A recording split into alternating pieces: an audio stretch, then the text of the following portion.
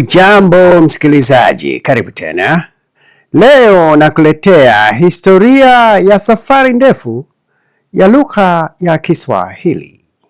Japo safari ni ndefu, nitakupatia muhtasari wake kwa dakika 3. Hebu fikiria upepo mwanana wa bahari ya Hindi, meli za mbao zikielea taratibu kwenye maji ya samawati. Na katika fukwe za Afrika Mashariki, sauti za wafanyabiashara zikichanganyika na mawimbi. Hapo ndipo hadithi ya Kiswahili ilianza. Karne nyingi zilizopita, katika vijiji vya pwani ya Afrika Mashariki, jamii za Kibantu waliishi wakivua samaki, wakilima, wakijenga ustaarabu wao. Walikuwa na lugha yao, lugha yenye mizizi ya Kiafrika, yenye ngeli, viambishi na mpangilio wa kipekee. Lakini pwani haikubaki kimya. Kuanzia karne ya 7, wageni walianza kutiririka. Walikuwa Waarabu, Waajemi, wafanyabiashara kutoka maeneo mbalimbali. Walileta bidhaa, lakini pia walileta lugha zao. Walileta maneno mapya. Walianza kuchangia kwa ujenzi wa lugha ya Kiswahili. Baadhi ya maneno walioleta, kwa mfano, ni neno la Kiarabu safar, ambalo kwa Kiswahili lilikuja kujulikana kama safari. Neno kitabu.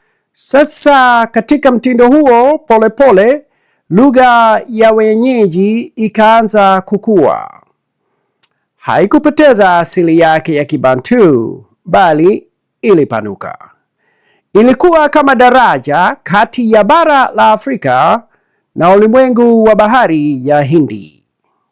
Katika misikiti kule Lamu na Zanzibari, mashairi yalianza kuandikwa kwa herufi za Kiarabu.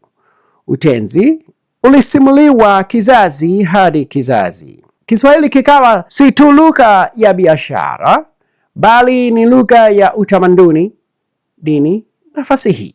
Karne zilivyopita, ukoloni ukafika. Mjerumani na baadaye Mwingereza akaelewa haraka sana kwamba anaweza kutumia lugha ya Kiswahili kutawala Mwafrika.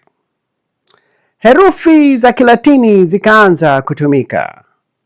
Lahaja ya Kiunguja ikachaguliwa kuwa msingi wa Kiswahili sanifu.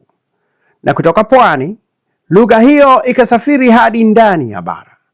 Ikaingia Kongo, Rwanda, Uganda, na ikawa sauti ya maelfu, kisha ya mamilioni. Leo, Kiswahili kimetamalaki. Katika ulingo wa Afrika Mashariki, Kiswahili ndiye lugha ambayo inaunganisha wanabara. Kiswahili ni lugha ya taifa la Tanzania. Kiswahili ni lugha rasmi ya taifa la Kenya. Kiswahili ni lugha ya Umoja wa Afrika na kinafundishwa katika vyuo vikuu duniani kote. Kutoka sauti za wavuvi wa pwani hadi majukwaa ya kimataifa, hii ndiyo safari ndefu ya Kiswahili, lugha iliyozaliwa Afrika, iliyokuzwa na historia na inayoendelea kuunganisha watu hadi leo, na safari hiyo bado inaendelea.